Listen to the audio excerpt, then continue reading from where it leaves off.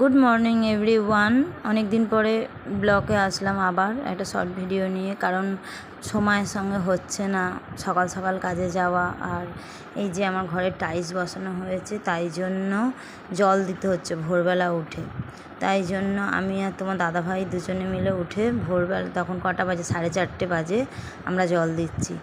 হ্যাঁ, কেন পুকুর থেকে পাম্প চালানো রয়েছে, তো তাই জন্য কানে প্রচণ্ড আওয়াজ আসছে, এই জন্য পাম্প চালিয়ে রেখেছে। এখানে টেনি আর টেনির বাচ্চা এখানে শুয়ে রয়েছে, দেখো অনেকটা দূরে, ওরা তো আসতেও পারছে না এত জল।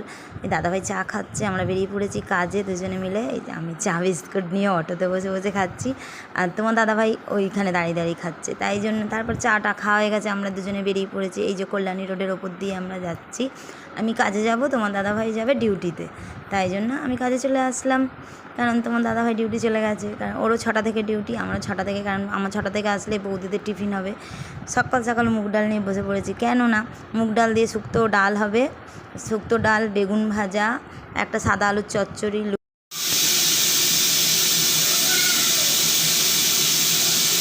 কি হয়েছে? এই যে শোনো মধুমা, এই যে লুচি ভাজি খাবে তুমি? কোথায় তুমি, কোথায়?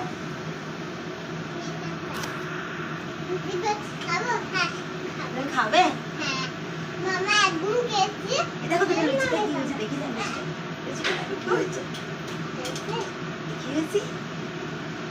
দেখি এটা কি বলে, এটাকে কি বলে? বেগুনের মধ্যে ফেলে যাচ্ছে, কি বলে?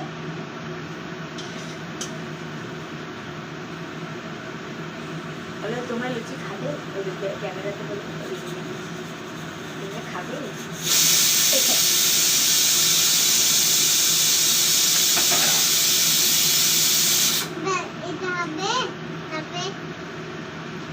বলে চা হবে, ডুডু হবে, সব কিছু হবে, বিক্ষু হবে। যা, ওটা মুখে ঘাম লেগে গেল, যা যা যা।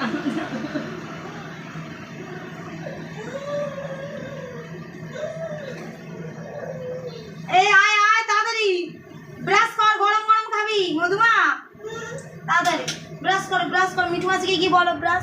শুক্তো ডাল, বেগুন ভাজা, সাদা আলুর চচ্চড়ি আর লুচিটা সকালে আলু ওই চচ্চড়ি দিয়ে খেয়ে নেবে। আর এই যে প্রেসার কুকারে মাংস হচ্ছে, কারণ একটা পটলের তরকারি রয়েছে। এই করে কাজ শেষ। এই ঘরে আবার একটা অন্য ঘরে ছুটতে হচ্ছে আমাকে। এই ঘরে আসলাম। ও ভগবান বলে না, যেখানে যাও সেখানেই সব একই রকমের রান্না হয়। এখানেও লুচি, এখানে বৌদি বলে 6টা লুচি হবে, বেশি না, আলু সেদ্ধ করতে 6টা লুচি আর একটা ডিমের পোচ হবে। এই ঘরে সত্যি কথা বলতে কাজটা, এর আগেও বলেছি না, এই ঘরে কাজ আমার খুব কম হয়। হাজব্যান্ড ওয়াইফ দুজনে থাকে, তো এই ঘরে কাজটা আমার অতটা বেশি হয় না। আর ওই ঘরেতে অনেকগুলো মানুষ থাকে, তাই জন্য ওই ঘরে কাজটা আমার বেশি হয়। এই ঘরেতে 6টা লুচি, দুজন মিলে খাবে। ওদের বিকেলে রান্না বেশিরভাগ ওরা বাইরে খায়, রাতের রান্না খুবই দুপুরের রান্না বৌদি দাদা সকালবেলা বেরিয়ে যায়, তাই জন্য দুপুরে খুব কম রান্না, 1 কাপ চাল ওরা রাতেই খায় শুধু, এরকম। হ্যাঁ, লুচি আর পেছন ছাড়ছে না, যেখানে যাও সেখানেই লুচি। এখানে 6টা লুচি হবে, আর ওই ডিমের পোচটা হয়ে গেলেই শেষ। কেন আমার তাড়া লেগেছে, আমি বাড়ি যাব কতক্ষণে, দাদা আসবে নিতে। তাই জন্য দুজনে মিলে বেরিয়ে যাব, কেননা আমার বাড়িতে যেহেতু টাইসের কাজ হচ্ছে, তাই জন্য আমাকে একটু তাড়াতাড়ি করতে হচ্ছে কাজ। এত সকাল সকাল আমি আসি না কাজে, যদিও, কারণ আমি আসলে মিস্ত্রিরা কাজে আসে, তো মিস্ত্রিরা, কারণ টাইসের ব্যাপার তো আমি যেভাবে বুঝে এই জায়গাটায় ভাঙা টাইস পড়ে যায়, কোন জায়গায় ভালো টাইস পড়ছে, সেই জন্য। কারণ আমার অত টাইস বলতে কি, লাস্টে আমি টাইস কিনতে হবে। এখন যে টাইসগুলো আমার কাছে আছে, কেনা টাইস কম দামে, সেইগুলোকেই এখন বসানো হচ্ছে। এই যে যেখানে কাজ করছি, এখান থেকেই টাইস কিনে নিয়ে গেছিলাম কম দামে। ওই জন্য কম দামে বলতে ভালোই দামটা নিয়ে নিয়েছে, আমি বুঝতে পারিনি, তাই জন্য ভালো টাইস কিনতে যাব। যা আছে এই কাজগুলো আগে হয়ে গেলে তারপরে একদম রিল্যাক্সে কাজ করতে পারবো। যে দাদা বললো ডিমের পোচ খাবে, ডিমের পোচে ওই একটু হালকা গোলমরিচের গুঁড়ো আর একটু নুন আর একটু লঙ্কার গুঁড়ো বৌদি বলে দিয়ে দিতে, এইভাবে দাদা পোচটা খায়। আমার আবার পোচ কেমন লাগে, পোচটা ডিমের কুসুমটা কাঁচা থাকলেই ভালো লাগে। বৌদি বললো ডিমের কুসুমটা, ডিমটাকে উল্টে ভাজতে, তাহলে হয়তো অনেকে কুসুমটা খেতে চায় না, অনেকে খায়। আমার ভয় লাগছিল যদি ফেটে যায়, দেখলাম যে না, ঠিক আছে, ফাটেনি। এই কাজ শেষ করে বাড়ি যাব, কারণ আমার যেতে কোনো অসুবিধা নেই, একজন আসবে নিতে, তার সাথেই বেরিয়ে যাব। কারণ